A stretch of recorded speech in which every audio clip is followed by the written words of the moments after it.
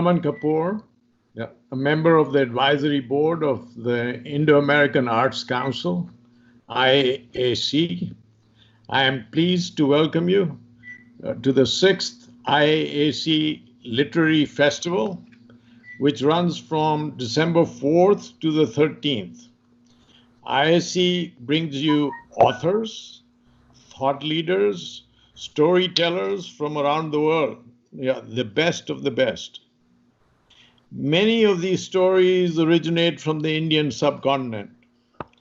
And today we celebrate these voices that have been shaped by the Indian ethos and experience.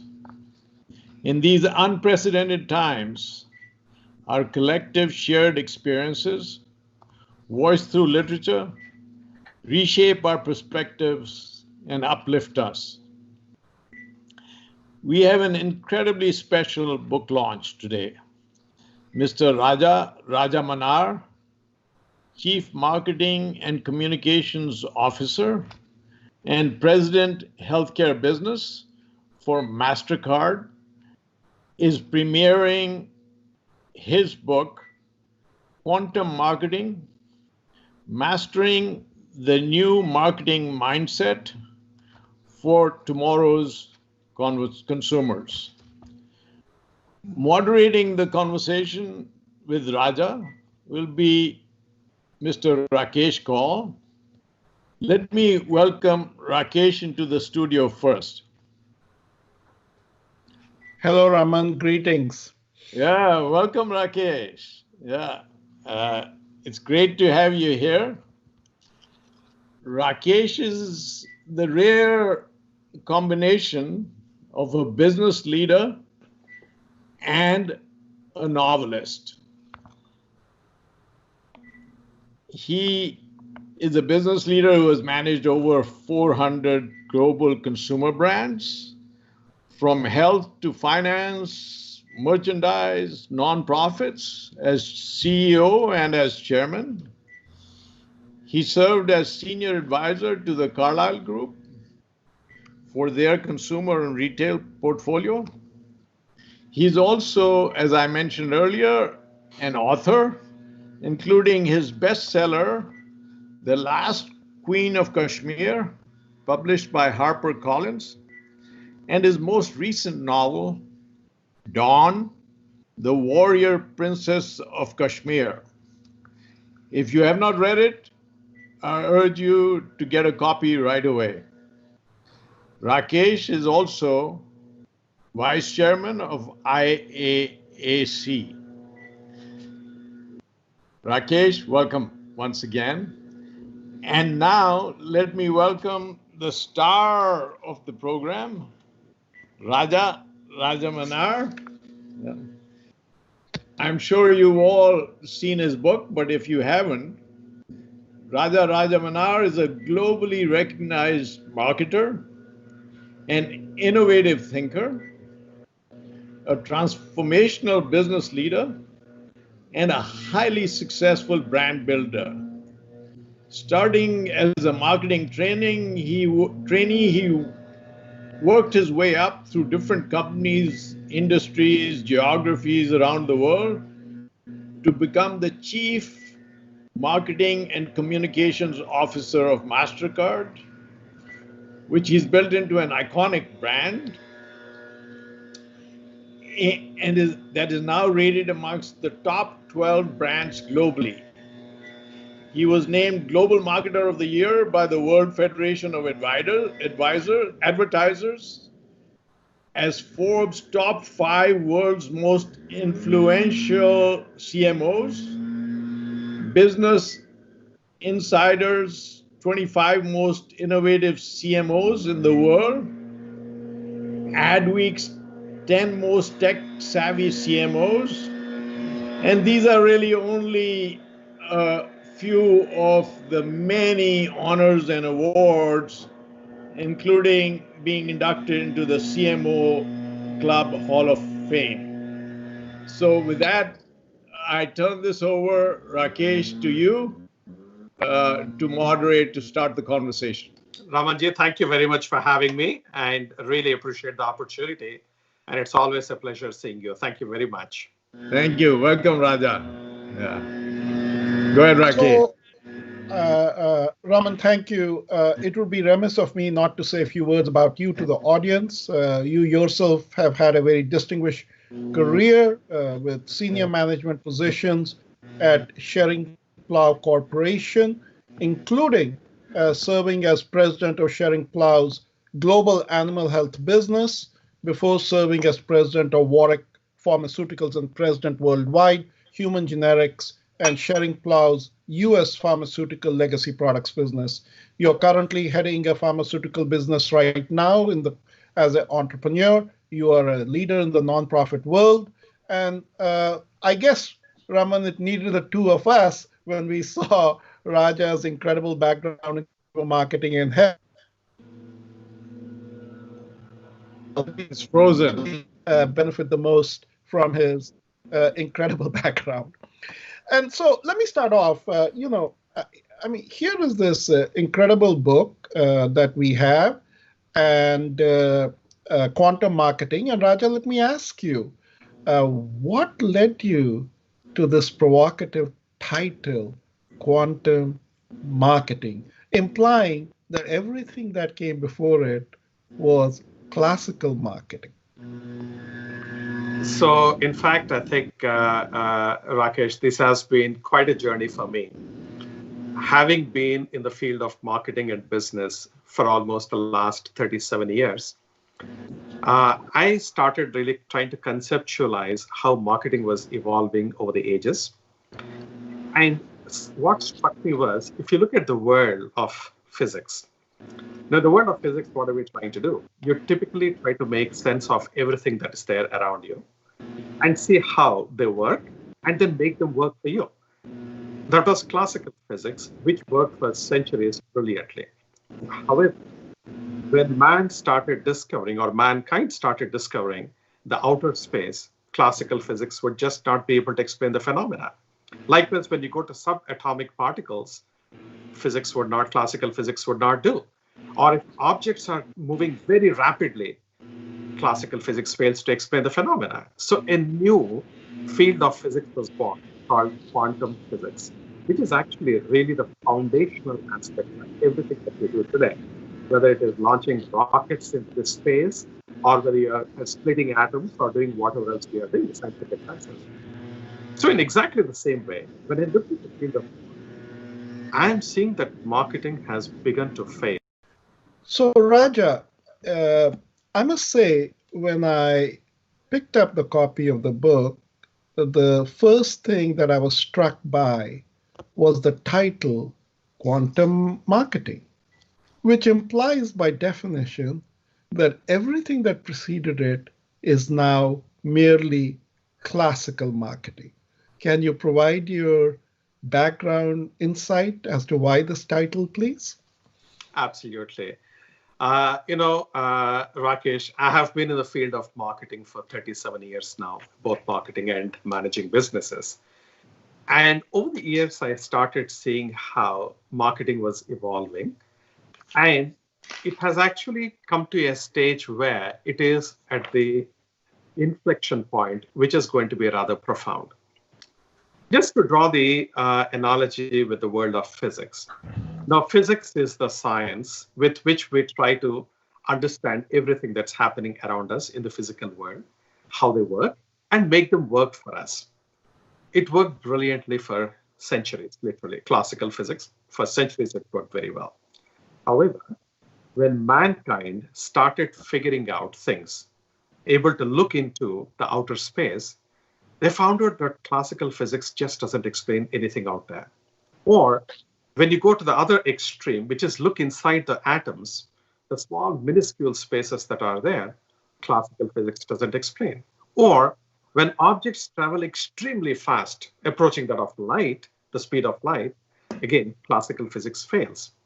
So a new field of physics was born called quantum physics to explain those that classical physics could not.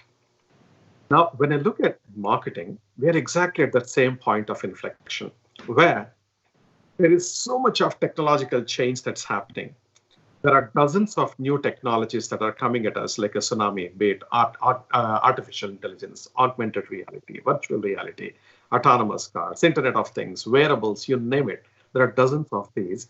Each one of them profoundly impacts the world of consumers and the world of marketing. Classical marketing will just not work in that new paradigm. And therefore, I said, like in physics, we have to come up with a new or a reimagined form of marketing, a new approach, a new framework, and hence they call it quantum marketing. And so that's the title. Thank you. The revolution has begun. Raman, I was intrigued, Rakesh, as you were by the quantum marketing title.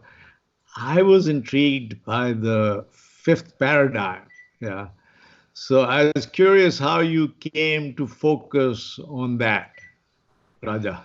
Absolutely. Happy to share that. And I will try to mention it in a layperson's terms. So I'll oversimplify it just to make sure that this doesn't become technical and people who are not in marketing or business shouldn't be really, thinking it's all mumbo jumbo. So let me simplify it. If you look at marketing as a field, it's nothing new. In fact, when people discovered the ruins of Pompeii, they found out that there were advertisements in those ruins. Political candidates were advertising on the houses of rich people, saying that this candidate is going to do very good stuff for you, for the community, and so on and so forth. Or if you go even before that, when you look at the ruins, when you look at the Song dynasty, for example, in China, you had at that time advertisements appearing saying for needles, sewing needles. It says, our sewing needles are made out of the finest steel, so your product will be fantastic, whatever you are stitching or sewing.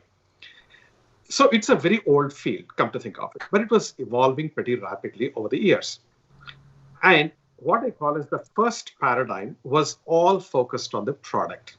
So if I'm marketing a product, I need to just tell the consumer, this is the best product. Whether it is real or exaggerated, you say, mine is the best product, mine is the best product, and tempt the consumers and influence them to buy your product.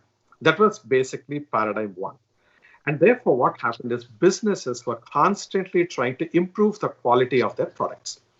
So they say, for example, cars, my car actually runs from 0 to 60 acceleration in 5 seconds. Somebody else comes and says 4 seconds. So it's really a race on product development and product enhancement and movement.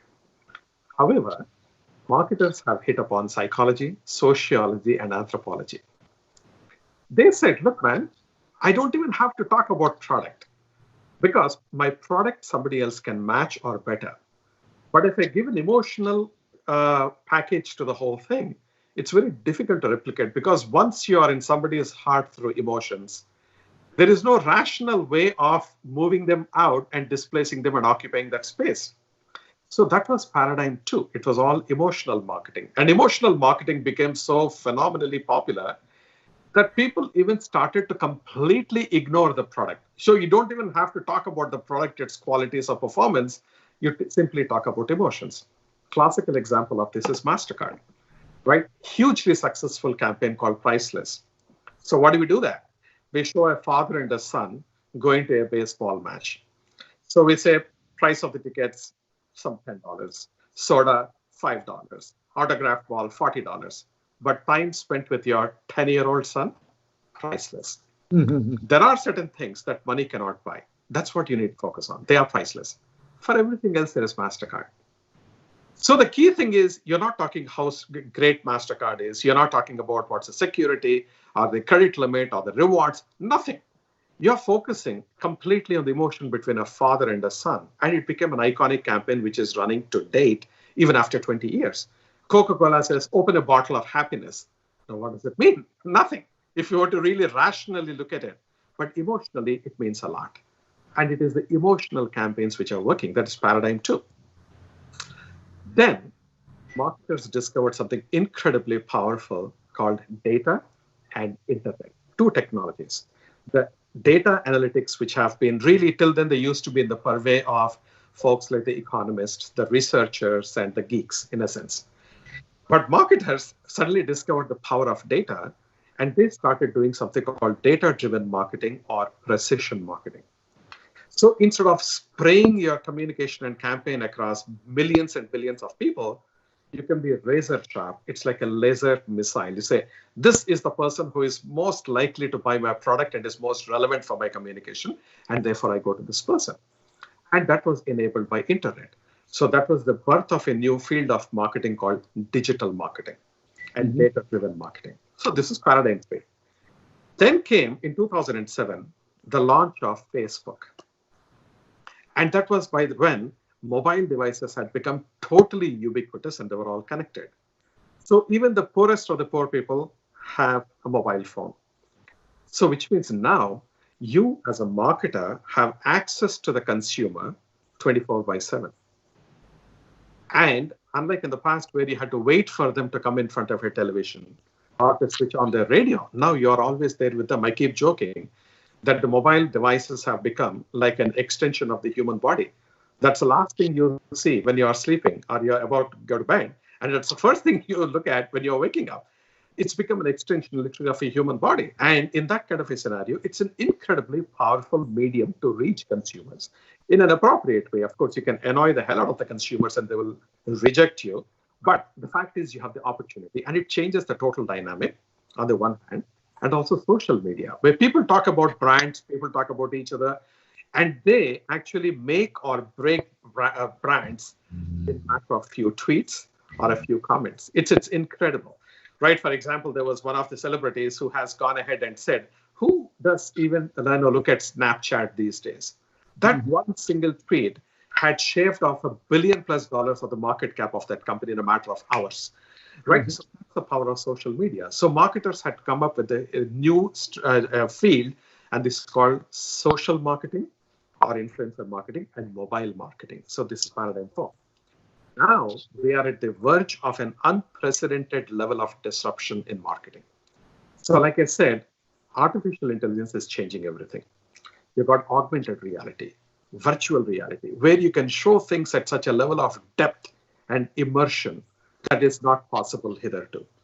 Or you have got things like Internet of Things, like you can start talking to your refrigerator, your dishwasher, and purchase decisions happen from these devices, even without your involvement. They do auto. Everything is done. So what happens is some of these machines will take over your purchase decisions. So marketers have to now start talking to machines and convince the machines that your product is better and they have to really go and buy your product. So your machine will decide for you. For example, if you look at Alexa, which is a smart speaker that you have got, you say, hey, Alexa, I want to buy some soap. Alexa will tell me what soap is good in its search. Typically, 70% of the people accept the recommendation of Alexa upfront.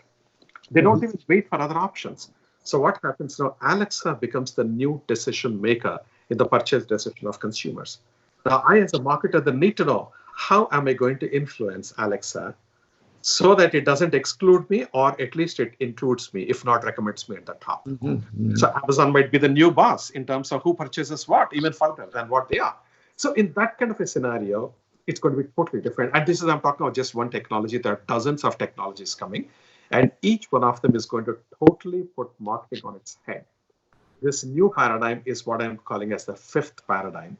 And this is where, to tackle that 5th paradigm, you need, as a marketer, as a business person, a very different approach. You have to revisit every single existing phenomena that you have practiced and accepted as the truth over the years and the decades. Now will be put on its head, and you have to reimagine marketing, and that's quantum marketing. Oh, that's fascinating. But to be able to look at it in historical perspective and to be able to frame it in this way, I think this really simplifies things for people, especially people like me who haven't been in marketing for some time. So I thank you for that. Rakesh, I don't know whether you find this to be a novel way of looking at it. Well, it's certainly been a remarkable book to read. That marketing started from the Sung dynasty, and here we are in the 5th paradigm.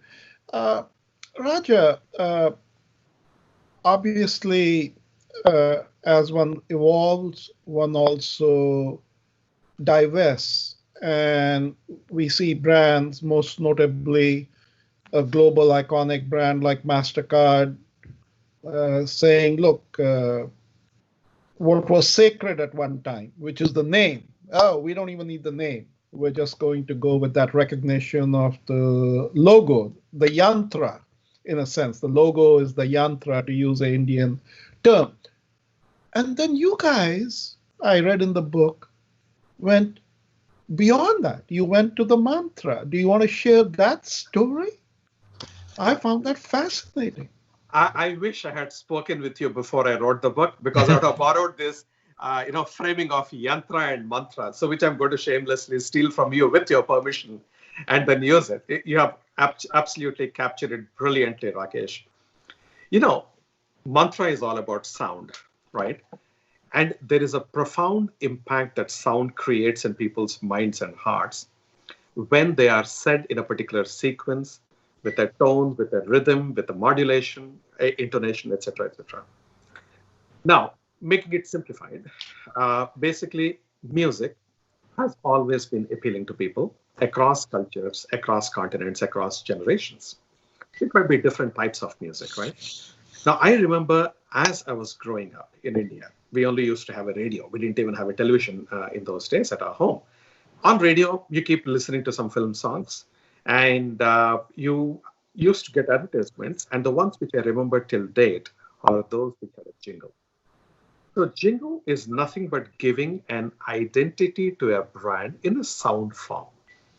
It might be interesting, it might be not interesting, but you cannot ignore it.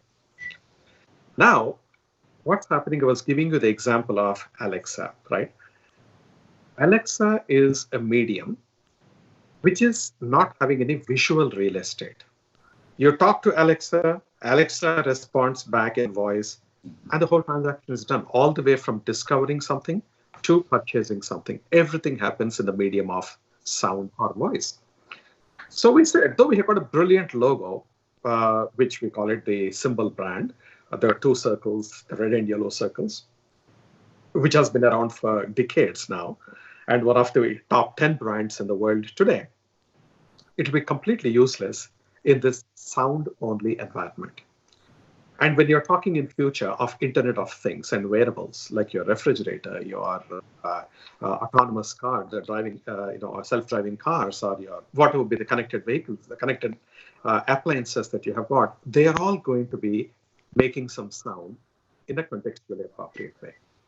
And we said, if we can get our brand there, again, in an appropriate way, in a non-annoying fashion, it'll be fantastic. So I said, let's try and look at what we can do. Surprisingly, no other brand has done stuff that they have done, for example, in the visual brand in the context of sonic brand. There was no playbook available. So at MasterCard, we started creating our own playbook. So we have started coming up with a complete architecture. So we started first with a 30-second melody. A melody that is pleasant, otherwise people will throw up. A melody that is memorable, so that it is connected to your brand. A melody that is hummable, which means those that you can hum, they will stick in your head deeper. And four, we said it has to be extremely universal, which means whether I play the song or the melody, the 30 seconds, in India or in China or in Brazil or in Germany, it has to sound very, very native to those contexts. And it has to be versatile, which means if I play that melody in a football match or a cricket match, which is very noisy and energetic, or I play it in a ballet, which is at the other extreme, it's a soft and it's very different, it has to still be equally native. Excuse me. In that kind of a situation, we said we need to create. And guess what? It took us 2 years to come up with a melody like this. I worked with some of the top artists in the world, top composers, studios, record labels, musicologists, because it has to be original. We had to make sure everything it was done. And finally, guess what? It was created in India by an Indian team. Now that has become the global, what you call melody for MasterCard. So that's something which I feel very proud. I must say, I was not at all biased, in spite of the fact that I was an Indian. I'm an Indian. I looked at everything extremely in an unbiased way and in a completely scientific fashion. And the melody that was created out of India actually came up competing against other international stalwarts right at the top. So we adopted that melody. Now this melody goes into all our ads as the background. It goes as ringtones for our phones. It goes as music on hold for your, what you call MasterCard and so on. Then we have come up with a subset of that melody, which is 3 seconds. This melody, the 3 seconds one, it ends everything that we do. It's like a sonic signature. When our ad ends, it comes at the end. When our presentations end, it comes at the end, and so on. And finally, we have got 1.3 seconds subset, further subset of these 3 seconds, which we call it as the sonic acceptance sound. Each time you use your MasterCard, after the transaction has been successfully completed, you're looking for some confirmation. A sound will come, which is the MasterCard sound. So we started, these are 3 layers. We have actually got 10 layers in total. We have revealed 3 so far. And we are also releasing our first music album produced by the same person who produces music for Lady Gaga, for Miley Cyrus, and for Mary J. Blige. It's that level. So this has been leading our effort, and we're going to release our music album with a subtle infusion of the MasterCard melody into every song, but not sounding like a corporate anthem. Otherwise, people will hate it. But very different. And so our album is coming in the first quarter of 2021. So all this has already started making a dramatic difference. And today, at 54 million outlets around the world, at shops around the world, we have got the MasterCard Sonic already doing. And we have been rated at the beginning of this year as the best Sonic brand in the world, coming from behind and beating out guys who have been there around for decades. Like, you got McDonald's, you got NBC, you got British Airways, Intel. So all these, we left them behind and we just raced past them. So I feel very good about it. And this is truly made in India. That is a remarkable case history, which illustrates what you mean with quantum marketing and fifth paradigm. I just want to share something that you might find interesting. I had been doing some work with a head of trauma surgery at a leading hospital. And Raja, they have these tests when somebody is in an accident and is severely injured and their brain suffers severe injury. There's a very well-defined protocol where they start off by asking the individual, do you know your name? Do you know the day? Do you know the date? And they go through a series of tests. Do you know where you are? Which city? If that fails, then they bring in the family members. Do you recognize your wife, your husband? So they have a very well graded protocol, and Raman may actually be aware of it. So here's the fascinating thing. The last test, if all fails, so when everything fails, then what the doctors do is they play the music that the family members have identified as the patient's favorite music. And this ties in with the Indian cultural theory of VAC being sonic consciousness, that is the starting point of your identity. So what, Raja, you have so brilliantly done at MasterCard is you've gone beyond product, you've gone beyond emotion in this world of quantum marketing. You've embedded that brand experience at the very fundamental atoms of human identity. This is just such an incredible case story. But Raman, I'm curious, and maybe Raman, you can talk to Raja about the toothbrush. A toothbrush is not a toothbrush in the world of quantum marketing and the fifth paradigm. Raja, the world that you have envisioned, with a toothbrush that tells you where you have plaque and where you are overbrushing, or a refrigerator that will do automatic ordering of some of the things that you need, or Alexa might do that. or even a commode that does online testing, stool testing and urine testing, so you can be ahead of the game in terms of diagnosing, what your issues are. Automated driving. I mean, this is a fascinating world that you envision. And maybe you can also talk a little bit about the time frame within which you see all of this happening. That would be interesting as well. But, for any of the ladies who are listening or the men who are listening who do the shopping and so on, I mean, this is fascinating. So, actually, what I'm talking about is all these changes are already beginning to happen. So the future that I'm talking about is not like 10, 15 years ahead. It's already happening, beginning to happen. And I think in 3 to 5 years, we'll be right in the thick of it. So let me just explain, right? So what happens? You wake up early in the morning. Typically, you have an alarm. Now, there are sleep monitoring devices which monitor you exactly to, like, for example, I'm wearing something called the Amazon Halo Band, or there's Fitbit, and there are a whole bunch of, even Apple Watch. So this Amazon Halo Band knows exactly what time I have woken up. Let's start with that. It's not the only one. Now there are already connected beds, which also analyzes how I slept, because the sleep quality is determining what's going to be the quality of your day and the quality of your health in general.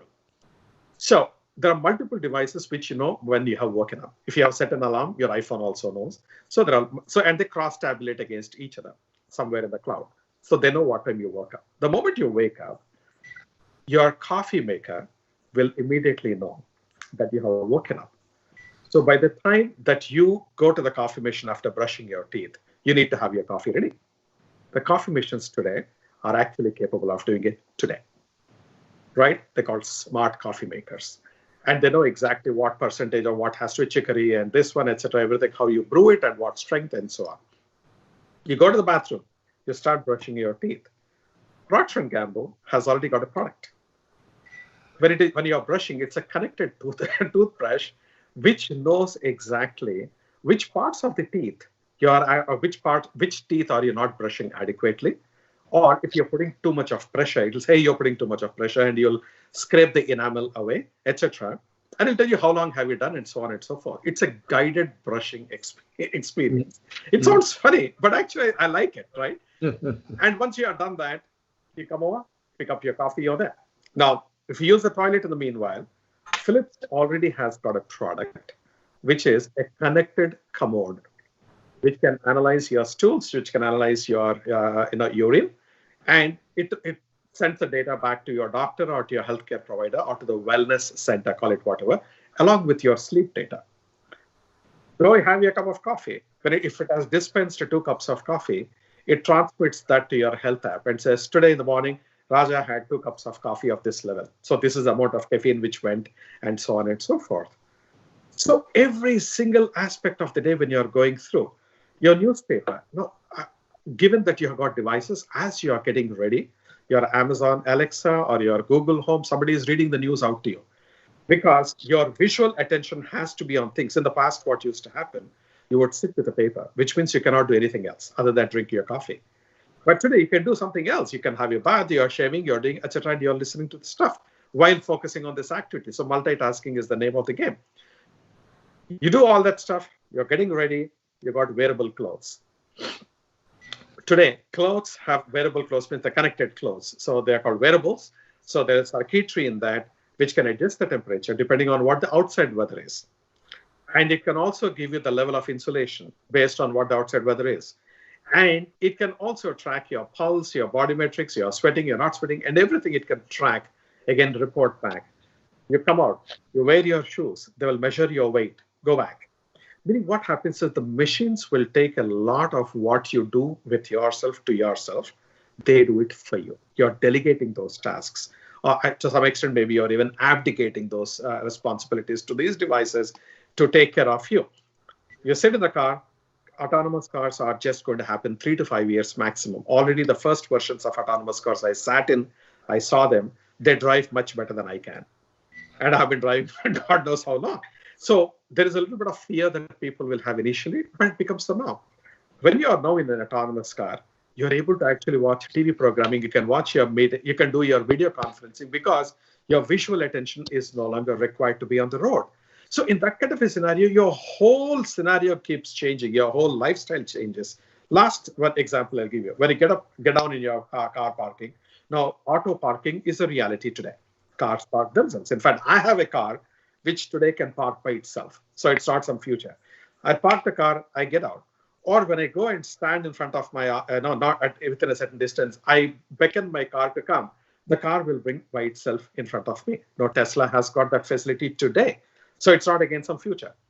One point I will mention is when I get down from my car and I'm going towards my office, and if there is a billboard in front of me, the billboard knows my location and who I am, what is my background, what are the things that interest me. And so suddenly it might actually put up an ad saying that, Raja, do you want to grow hair back on your head? We see that you are bald. I'm just exaggerating, you don't want to be so intrusive. But the reality is it'll give me an ad that is relevant to me and that appeals to me. So the entire lifestyle of consumers is going to dramatically alter. And when this happens, as a marketer, you need to understand how to tap into that in a non-intrusive fashion. You have to protect the privacy of the consumers. You should not be an annoying pest who keeps intruding, right? And taking all this, you still have to succeed because you have got a business to do, which is you have to sell your brands that satisfy the needs of the consumers. So it's going to be a fascinating time that we are about to enter. And I feel very inspired at the possibilities that are in front of us. Yeah, so, the reason I ask about the pace of change for what is clearly a fascinating world that is coming is whether it represents challenges for the marketer, because the pace of change may be quite different in US versus some other countries. And MasterCharge or even others are global marketeers. So I'm just wondering what kind of challenges is that going to represent? Okay, so firstly, everything that we know in marketing, we have to forget and relearn. Like, I'll give you a simple example.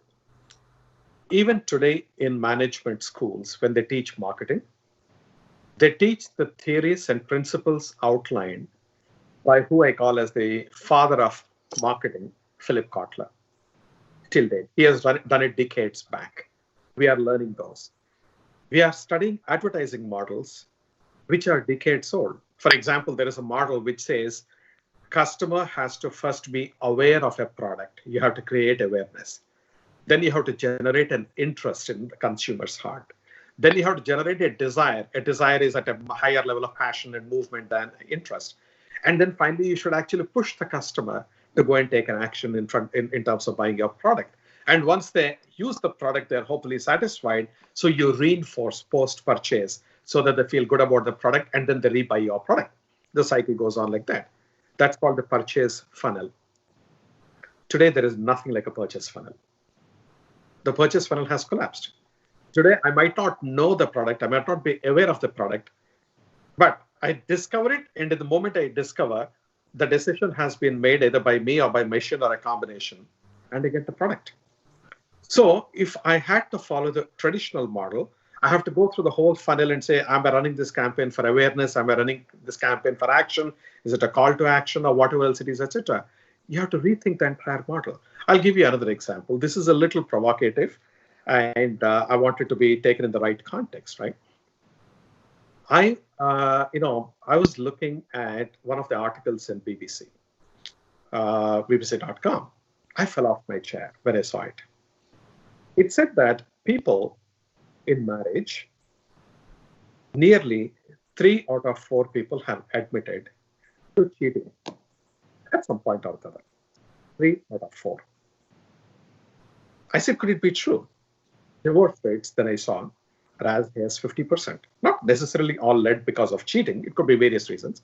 But I'm just trying to see it. 50% divorce rates, 75% cheating rates. And I started looking at other studies. There is not a whole bunch because people are not going to come out and say, yes, I have cheated. Who will say that, right? So probably these figures are even understated.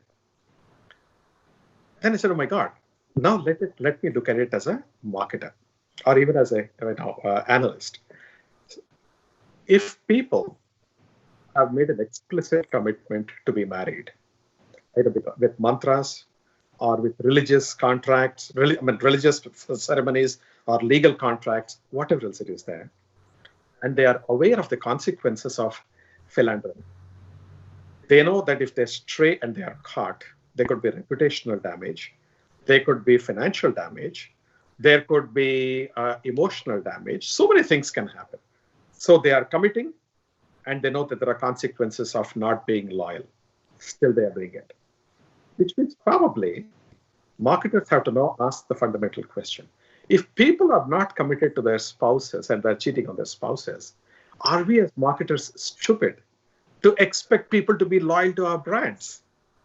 And we are spending hundreds of billions of dollars every year as an industry behind loyalty programs. So I'm saying loyalty, as we know, is dead. We have to reinvent loyalty programs in marketing completely. Right? Advertising, same thing. If you look at advertising, who will like listening to or seeing ads? Because ads are an interruption of your experience. Now, I go to YouTube, for example, and on YouTube, I am watching some Bollywood songs or Telugu songs, call it whatever, or some animal videos. Every 3 minutes, they would interrupt me with some stupid ad that I don't care about. And not only that, now YouTube has raised it to 2 ads. It says ad 1 of 2 and ad 2 of 2. Extremely annoying and so irritating that I, as a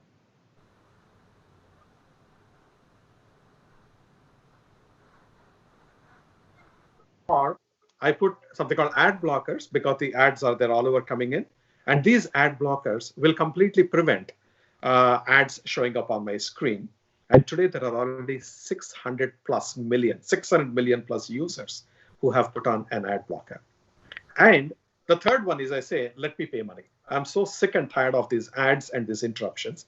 Let me pay money to have a clean, nice experience. So there's something called YouTube Red, which charges about $12 or something for ad-free experience, which means you are paying to keep the pests away. Now, what happens as marketers, then you have to think, am I stupid that I'm still holding on to the old model of advertising? When consumers are voting with their wallets, with the technology, they're taking actions, and they're annoyed. And I, as a consumer myself, am annoyed with my ads. As a marketer, when I put my marketing hat on, why do I want to keep on pushing the ads at you mindlessly? And spending, again, $2 trillion annually, all the companies put together, right? That's a level of advertising budget that we got. So I said, we need to reinvent. There is a different model that we have to get in. Because the need for a brand to reach the consumer, tell the story of the brand, doesn't go away. But how you do it has to be rethought. And that's exactly some of the solutions I offer in my book. So, Raja, you quite responsibly shared some of the backlash, some of the concerns about data privacy. You and I both know about the GDPR legislation that was passed in the EC, which has now been passed in California. I was watching a 60-minute program on one of the apps that right now may be banned in the US. I'd always thought that in the US it was a political issue, but after I saw that report, I became quite worried.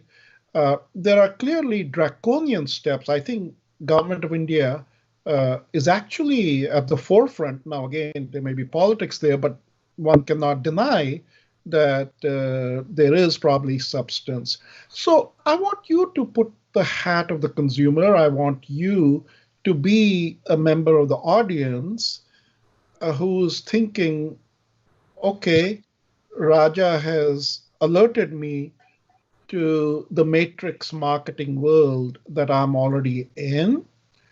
Safety first. How do I stay safe with my digital persona so that it serves me and not, as you said, with me serving it by abdicating? And in your book, you've given some examples that people are so unaware of their capitulation. So safety, what advice would you have for safety first in the fifth paradigm world?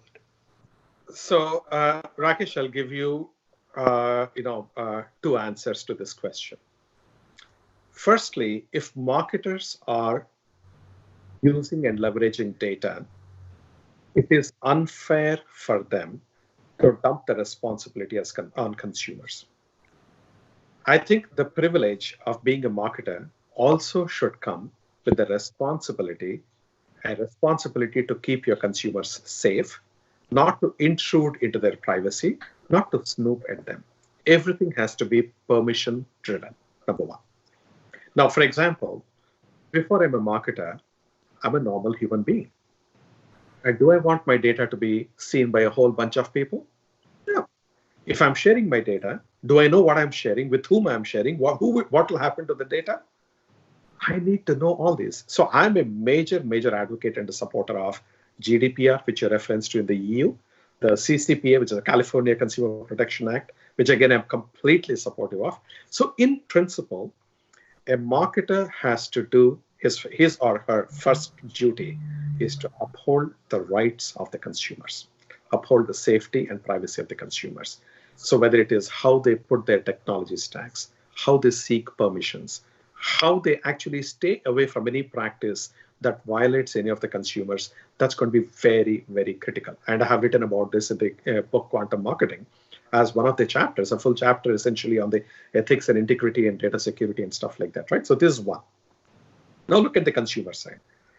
Consumers have to be extra vigilant. Now, they don't know who they are giving permission. So typically when you are trying to download an app, there are unfortunately reams and reams of fine print and terms and conditions, which they just cannot read. And in that, they're actually signing their lives away many times. They say, yeah, you can take my data. Yes, you can sell my data. Yes, you can do this, etc., etc. And if you don't accept those terms and conditions, they won't give you access to that app.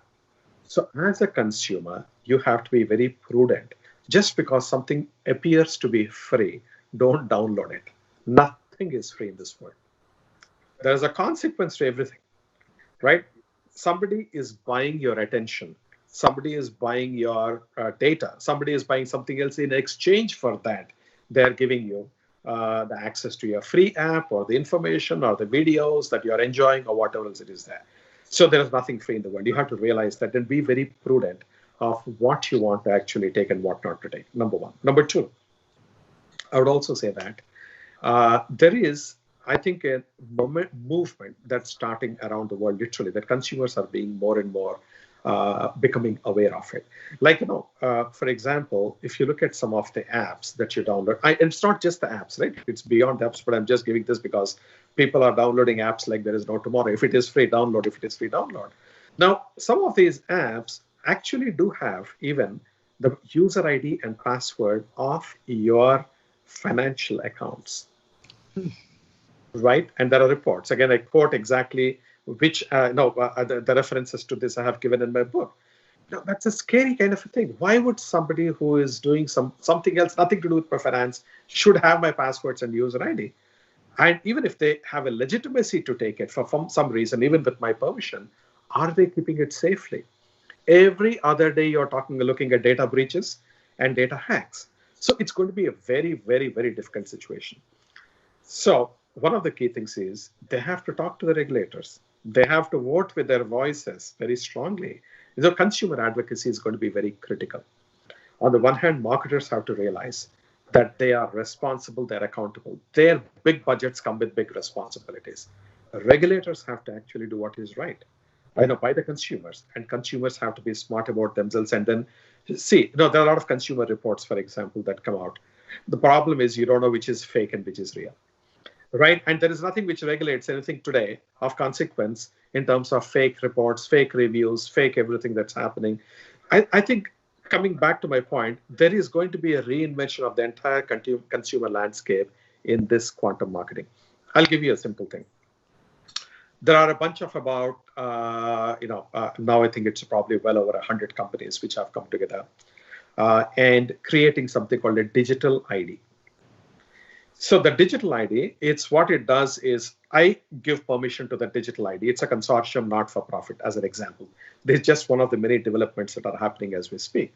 So I say, I'm Raja, this is where I'm working, this is my family, this is whatever. It's with my permission. I will give some data to it. And I say, okay, here is my data. I will give you permission to send me only these advertisements and only so many times, because I'm not an idiot. I don't have to see the same ad 100 times. Okay, and knowingly every single time I open the same ad stares at me. I don't need that, right? So I need to have that. And I also say a company like, for example, if I'm talking to my bank, the permission levels will be deeper. So you can share with the bank these few things. But if it is something like a Facebook doesn't need to know anything about me beyond just one simple thing, right? So I set the permission levels in a very user-friendly way. That's what they are trying to create. Once I do that, then what happens is marketers will only have access. Advertising platforms will have only access to data which is totally anonymized, and they don't know what is happening behind the scenes. But this consortium has to be really coming to a fruition to make something like this happen. So what happens is consumers can then be relatively safe and secure to say, okay, I have got my data, but the data has been totally anonymized. It's been totally, they call it, encrypted to high levels of, and it's all tokenized. So even if somebody cracks into the database, it's all mumbo jumbo, or they cannot connect the other dots. It's distributed databases. So one element of data is here, one element of data is there. So unless somebody hacks into every single one of these databases, pulls them together, finds out the original algorithms, and then connects them together, which is humongous. Can it happen still? It can always happen. But you have to introduce these kind of safety mechanisms. That's what is happening. But the good thing is right now, there is a strong momentum with the regulators stepping in, which I think is correct. But I would also say that marketers have to really take hold of this. They have to own the responsibility and deliver to that responsibility. And consumers and consumer advocacy groups have to be vigilant. Forget to put even the data thing, even simple things like if you look at the label of something, and in the book I gave this example. One of my friends, I'm a vegan, and he is a vegan, and he's not a vegan, he's a vegetarian. And both of us are really freaks in terms of trying to find out what is really good and nutrition conscious and so on. So he was buying one of these natural yogurts. Okay, when he takes it, it says in that there are ingredients. I just looked at that ingredients. It has guar gum. And it's got some thickeners, some emulsifiers, some stuff. I said, he's trying to buy simple, plain, natural yogurt, which is what the title says, the label says. But what he's buying in it has got some ingredients which he doesn't want. Right? So the question is, how come that this is kind of thing, it's allowed in this century? Trust me, this is going to change very soon. In the next 3 to 5 years, it'll be very different. So that connects up, because there's a flip side, regulators on one side, and it connects up to the issue of trust, because there's a flip side, which is the brand side. So, and that is something that you've highlighted. But one concept that really struck me that, I'm used to brand loyalty as a concept. And you put that on its head and said it has to be the other way around, which is loyalty to the consumer. That's what the consumer is looking for. And trust and loyalty are really two sides of the same coin. Maybe you could elaborate on how you arrived at that concept. It's simple, right? In fact, I remember even now I see in some shops in India, they put a small poster behind where the shopkeeper is sitting. It says, customer is our king. Our customer is the king. Yeah. Okay, well, the king or the queen. But it is. Say that one is the boss. Customer is the boss. And I think that is true, because customers pay us our livelihoods. It is their consumption of our products, their shopping, that gives us the revenues as companies. And we live off of them, literally, in terms of they're giving us our daily bread, so to speak. So customers should be the king. But when you talk of loyalty, the question is, if customer is really the king, is the king loyal to his subjects, or are the subjects loyal to the king? Mm-hmm. You always talk about the subjects who are loyal to the king. If customer is the king and the brands are the subjects, should it not be that brands are loyal to the customer? Yeah. Right? And for example, I'll tell you simple things. Like I I'm on the road pre-COVID. And these days, I'm happily grounded at home and spending time with my family and my dogs. But during normal times, I travel about 200 days in a year, constantly on the flights. So probably I'll be in the top 1% of the frequent flyers for any airline, literally, that I fly on. Interestingly, when I buy my ticket with my personal money, or I'm redeeming my miles and then going to India or coming back here or whatever it is, invariably I get the worst possible seat right next to the toilet. Because I'm not paying the top dollar. Either I'm redeeming my miles, which means they're not getting incremental revenue, or I'm buying the cheap one because I go to IAAC or whatever it is, and I compare the prices and I buy the lowest one, and they put me rightly back at some in front of the toilet. So I said, what idiots are these guys? Right? I'm one of their top 1%, definitely. Right? I make 1 million plus miles every single year. And these guys, they should be giving me the royal treatment. But they're transactional when it comes to dealing with me. When I buy a full fare ticket through my company, they give me a treatment. When I'm buying, so they don't even know who I am in totality, and they expect me to be loyal to them. Right? No, this is what I'm saying is brands have got it wrong. They expect consumers to be loyal to them. Why should consumers be loyal to them? Like I said, if they're not loyal to their spouses, for God's sake, they expect that you are loyal to the brands on the one hand. Second, as a consumer, I'll tell you, you as the brand, I have got a lot of options for every brand, thankfully. If you're not the right one, I'll go for this. If you're not the one, I'll go for this. So I got a choice in front of me. You have to earn my trust consistently. It's not one and done. You have to earn it every single time. I'll give you one example. During this pandemic, I'm doing a lot of talks and meetings through at my home through this iPad, and keeping it horizontal gives somebody is looking up at me, and I wanted to just have it straight. So I wanted to have a stand for my iPad. So I looked at one of the reputed online retailers, and I saw what the price of a stand for the iPad is, $61. I said, okay, a little on the expensive side, I'll go ahead and buy it. So when I went to check out, it says shipping cost $211. Whoa. I said, shipping cost, if they're not shipping a sofa set to me, why should it cost $211? And during normal times, for any purchase beyond $25, I get it free shipping. But just because there is a demand, you gouge. Oh. It broke my trust in that single instance. Yeah. I said, you guys, you are trying to take advantage of me. You are charging me 3.5 times my item, the price of the item, through shipping. I'm not going to go.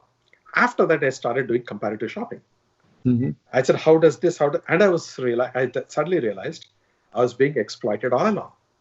It's just I saw it only this time. And then what happens? Then I tell my friends, I tell my family, and I say, no, guys, beware of this. Now you have to do comparative shopping. You think that is a very reputed one, you'll get the best deal. No, that's not how it is. These guys are cheats.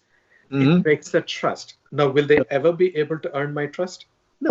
And like you're asking, trust is such a fundamental, important thing. And when consumers are vulnerable, don't try to exploit them. Okay? Because gone are the days where you think you're a big brand, you can take the consumer for granted, you can do anything with them or to them, and they don't have a choice to go elsewhere. Those days are gone. The world is thankfully very democratized. A small, tiny brand coming out of some small company in Silicon Valley or wherever it is can give a hard, tough competition to a big brand. And so I think consumers are now legitimately getting a lot of choice, which is fantastic. So brands have to be very, very conscious about that fact, not purely from a self-serving point of view. It's fascinating. Marketing is unfortunately perceived as some kind of a con game. Marketing is not a con game. It's not meant to be a con game. There are some bad characters or bad actors who have done bad things, which has got a bad name for the industry. Marketing is actually a profession wherein you're trying to genuinely understand the needs of the consumers and satisfy them phenomenally well, giving them a delightful experience. That's what marketing is. It's not about cheating. It's not about deceptive advertising. It's not about wrong labeling. That's not how it is. We have to take marketing back to what it has to be from these bad actors. It has to be legitimately and correctly, a transparent way of dealing with the consumers, right? And satisfy them. And your survival, you should realize the consumer is giving you your livelihood. Be loyal to them, earn their trust. And you can win by giving them such fantastic experience of products at the right value. You don't have to resort to any of these corner cutting practices. And I think gone are those days. And I can tell you, I now see some websites which are cropping up, and I'm delighted, which is that they'll actually tell you which company or which particular product is actually having a deceptive, either a label or a deceptive communication or whatever else it is there. And I think that activism is very, very healthy, as I see it. Has the technology actually then helped shift power from the brands to the consumers? No question about it. No question about it. Technology has really, whether it is a social digital platforms or even things like, artificial intelligence as a service or software as a service. There are so many things that are coming as a service that small players in the industries are able to effectively compete against the gigantic people. In the past, if you have to, for example, deploy some technology, you needed to invest a humongous amount of capital. If you're a small startup, where would you have that kind of a capital? But then now, with the entire paradigm where things are available as a service and you pay as you go based on your exact usage, life is very different. And that is really empowering the small companies to fight on equal footing with large companies and succeeding and beating them actually many times. And that democratizes the whole field on the one hand. And then the second thing is when consumers are seeing the choice, when consumers are seeing social media comments, they suddenly have a voice to express and they have an opportunity to learn, notwithstanding the fake news, notwithstanding the amount of misinformation, disinformation that is there, which is a risk which is always there in a big way. But the point is consumers at least have got an enablement which they never had in the past before. And that is going to be a good counterbalance to the entire, I would say, the ecosystem. Mm-hmm. I remember Madonna had a very popular song that we live in a material world. But thanks to you, Raja, we know that we live in a marketing world. In fact, technically speaking and correctly speaking, we live in a quantum marketing world. And Raja, it's important for you to know that one of the reasons that we picked your book as part of the literary festival is we believe that your book is really a public service to the entire community. Mm-hmm. That every single individual, not just the professional marketer like you and I, but every single individual should read it. Mm-hmm. You may remember a book that Ralph Nader wrote, Unsafe at Any Speed. Well, folks, if you read this book, you'll realize how unsafe at whatever speed you may be operating at, you will be if you don't educate yourself to the quantum marketing world. As a smart consumer, you will benefit hugely. And that was the reason we selected your book. And your talk has just been amazing. So from my side, I'm going to save my questions and simply say to everybody, read the book because the answers are there. Raman, your thoughts? I have two more questions, if I may. Please, go ahead. Yeah.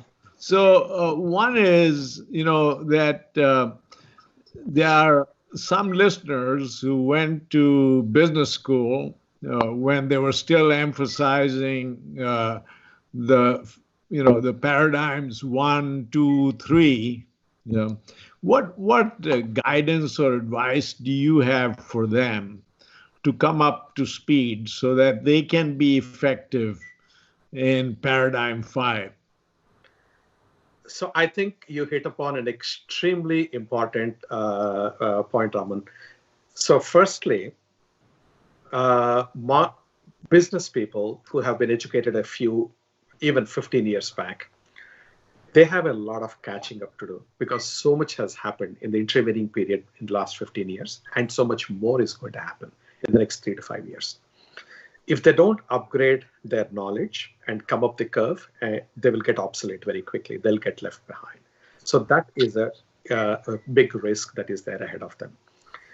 And I have got actually a personal plan for myself, which I can share. And that's something which people can think about if it's appropriate for them or not. So number one, I have set aside 5 hours every single week for my education. I either have somebody call me in on a weekend or in the late night, early morning, whenever, and teach me a subject. So, for example, I reach out to a youngster who is fantastic at virtual reality. Now, he's a kid. He's the same age as my son. So I called him one day.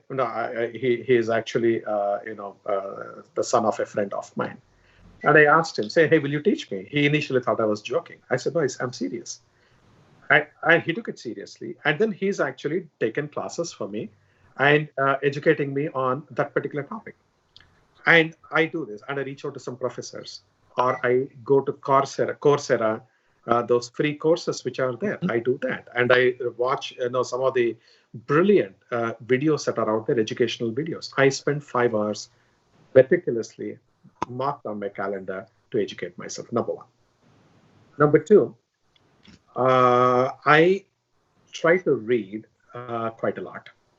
On an average, I try to read about 50 books a year. And sometimes what I try to do is I ask people constantly, hey, what book are you reading? And see if it is something interesting, I will take up that topic. Like, for example, if you are looking at behavioral economics, let's say, as one of the topics, that I think business people should really understand behavioral economics to have the right, for example, pricing strategies or the promotion strategies. So there are fantastic books, whether it is by Dan Ariely as an example, and I buy those books and I read them, and so I find it very hugely beneficial. Number two. Number three, I have actually signed up for some book summary clubs. So they send a summary, just quickly scan through it, because my time, I feel, is very precious to me, and I don't have a whole bunch of it. So I just go through book summary to get the highlights, and if it is interesting enough, then I buy that book and go in depth. So that helps me quite a lot. The fourth one I find is from time to time, I actually pay money to join some course at any college or university. And actually take time off from my regular routine and say, okay, here is a 1-week program on one particular topic. I go and I educate myself. So that's a fourth thing. The last thing is, I try to inculcate a habit of learning in my team. Part of it is my own teaching them. When you want to teach somebody else, you learn it better. Mm-hmm. That's how the psychology works. You retain it much better. And it always consistently works for me. So what I have done, like, for example, I started a book club. So I say, here is a book club. So I give a free book to all my team members every month. So the first, for example, this month we have given a book called the Persuasion Code. So the Persuasion Code, I gave audiobooks to all of them, access to it. So they listen to the book, and we have got a chat functionality. So we discuss about it. What do you think about it? Do we agree with the author? Is he right? Just because it is printed, it doesn't become ultimate truth. We challenge, we discuss, we see applicability in the context. There's an active dialogue. You're making people think. And I'm having the author of that book then come and do a global webcast for my team, so they can directly interact and find out what's in the mind of the author. So this actually enables my learning and my refining of my understanding, as much as my team is also learning and refining their understanding. So these are the 5 things I really do very religiously. And I tell you, the amount of learning I have done in the last 3 to 4 years is probably a lot more than I did in my MBA. It is so dramatically altering, and I find it very fascinating. And each one of these, and I can connect the links between how a particular thing is there in my context of business. What can you do with it? Like, for example, when I was creating this Sonic brand for MasterCard, I studied a lot of the effect of sound on neurology and on psychology. Because just imagine, if I'm making this sound of MasterCard every time somebody is making a transaction. Take a situation like that of a Walmart clerk. There are hundreds of people going past. And each time if the sound is being played all day long, will I, as the checkout clerk, go crazy? Will I get tired? Will I get sick and tired of that? I say, shut this damn thing off. How will it work, right? And I had to really learn what's the effect of sound? What is the effect of repetition of sound?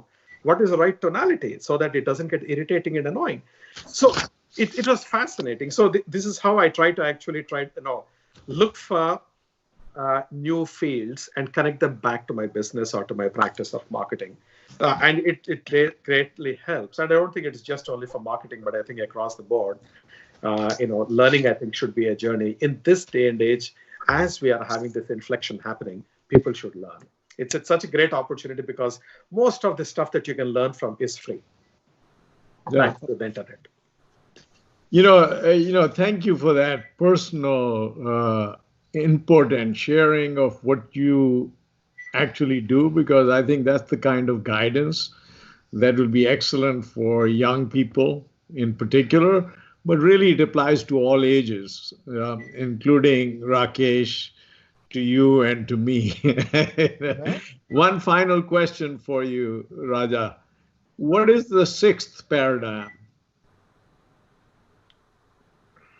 You'll laugh if I say this. I think the sixth paradigm is going to have a lot of spirituality in it. The fifth paradigm has got a lot of social good and social consciousness. Yeah. For me, the sixth paradigm is a spiritual awareness and a spiritual consciousness, which is different than social awareness and social consciousness. But we will get there. So let me, just to that, I see your book is dedicated to your Swamiji. Can you just talk a little bit about how Swamiji's guidance has influenced your life and connects to your perspective? Absolutely. Firstly, I feel very blessed. He is in his mid-80s, and he's a sannyas, i.e. he's an ascetic or a hermit, call it whichever. His worldly possessions are two orange-colored clothes. Both of them, he wears one around his waist. The other one is up there hanging, drying. That's all. And he lives in a temple, extraordinarily knowledgeable, and in all the Vedas, and and also from the Tamil side, there is Divya Prabandhams and things like that, which basically the equivalent of Vedas in South India, very profound. So I go to him not with any expectation, and I just go to him and pay my respects, and he just sits with me, generally inquires how things are, and for everything he says, don't get carried away. That's number one. Okay, to be grounded, and don't be worried about anything. Whatever is to happen will happen. Just be a good person and just pray. And I think his guidance is much more spiritual than religious. Okay. Right. And he says you have to do your meditation every day, which I do. Absolutely, every single day I meditate. And he has given me some mantras, and I chant those mantras. Again, coming back to the sound, I don't know how they work. But the thing is, it's a faith, and I chant the mantras that he has given and then do my prayers regularly. It grounds me, it calms me, and it makes me very hopeful and positive.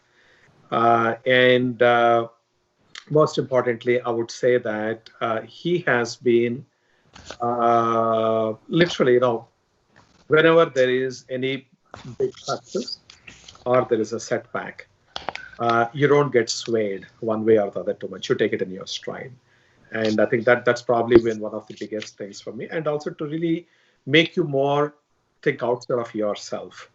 It's about me, my family, my car, my house, my possessions, my stuff, etc. To make you a little bit more outward or beyond you and for others, etc. Which is how he has been, and he sort of guides. And that's what he is, and I always go there to India to seek his blessings and come back. So it's been fantastic for me, and therefore I dedicated this book to him. It's ironical, somebody has commented, I'm a complete antithesis to a marketing person. So marketing, when you talk to a marketing person, you're supposed to have a certain level of glamour, glitz, and you're suave and savvy and stuff like that. Those are the kind of images that people conjure up when you think of a global marketer or a world marketer or whatever. Yeah, you look pretty savvy, Raja. I wish. No, but the reality is that I don't drink alcohol, I don't smoke cigarettes, and I don't eat meat, and I don't party. If I'm going to a party, I'm a complete misfit there, and I'm sitting on the side and watching what others are doing, or strike up conversation with some poor soul out there and try to educate them or have a deep conversation. But on a serious note, basically, in spite of all that, or in spite of my strong Indian accent, or the fact that if you have to be really, if you're a finance person, you're evaluated a lot for your brains, and you can be succeeding anywhere in the world. Marketing is indeed a glamorous field. And so you got this South Indian guy coming in with a strong South Indian accent, and he is, with all his practices, being in marketing is not very easy. And I consider it's purely, on the one hand, the blessings of the elders and the gurus that gets you where you have. So it was quite a delight for me when I went and shared with my guru that I have been rated as the best marketer in the world, global marketer of the year by 2 different organizations over 2 different years, and all these recognitions, etc. I said, it's all your blessings. And I feel that, because otherwise I have no right to be where I am. Because there are so many people who can do these very same things I'm doing much better than I can. So it's a question of having the right opportunity, having the right blessings and support of the people. And I'm not saying it for political correctness or to be cute. I sincerely mean it from the bottom of my heart. And so I feel that way. And he just smiles, and then he says, don't get carried away. Be grounded. Don't get Be grounded. Exactly. These things, they come and go, but you have to be really, know where you stand. Because, if people respect the seat that you are sitting in, but tomorrow, once you retire, once you move on, you don't have all that stuff. So don't have an inflated opinion about yourself. And that's very right.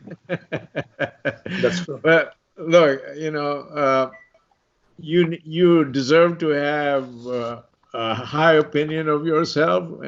We do, after reading the book. And this is really the first time I've met you and gotten to know you virtually. But your work speaks for itself. I think everybody will be well served to go immediately to Amazon and order the book before it runs out of stock.